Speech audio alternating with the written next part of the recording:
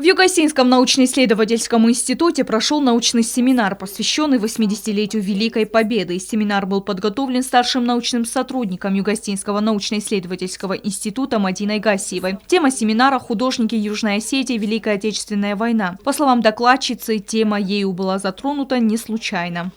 Так как я культуролог, все, что связано с искусством, а это и живопись, это и скульптура, это и архитектура, это все мне интересно. Конечно же, я ухватилась за эту тему и попыталась поработать над этой темой.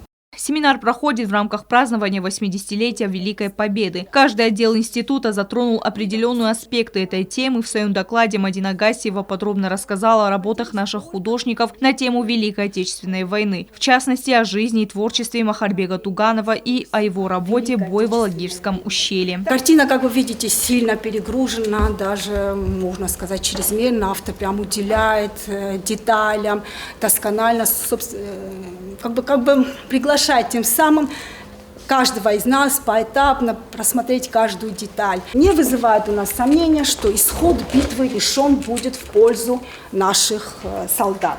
И, как мы знаем, Алагирское ущелье стало могилой немецких захватчиков. В ходе мероприятия было также отмечено, что очень много талантливых художников не вернулись с фронта. В тяжелое для всей страны время мастера кисти не сложили оружие. Их искусство стало фронтовым. Многие их работы сегодня не только художественные ценности, но и бесценные исторические документы. Живопись в то время стала своеобразным инструментом, поддерживающим дух людей.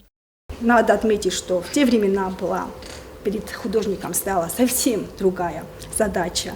И на первом месте не художественное осмысление, а, может быть, объективность историка, агитационность и актуальность сюжета. Семинар получился очень интересным, познавательным и, как отметила сама Мадина Гасиева, эта тема до конца не изучена. Гости мероприятия выразили благодарность докладчику за столь плодотворную работу.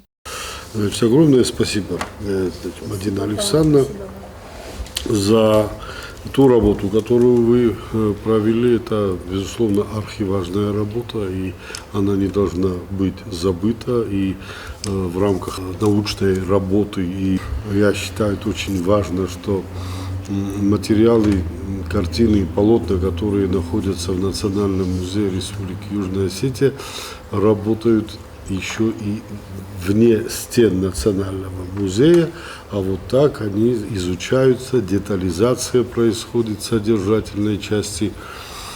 И, конечно же, это в определенной мере и популяризация и обращение внимания на эту тематику. Главный вывод семинара – искусство способно быть опорой в самые темные времена, а память о подвиге художников должна передаваться из поколения в поколение. Стелла Бязарова, Фатима Чочева, Заур Устаев. Информационный выпуск сегодня.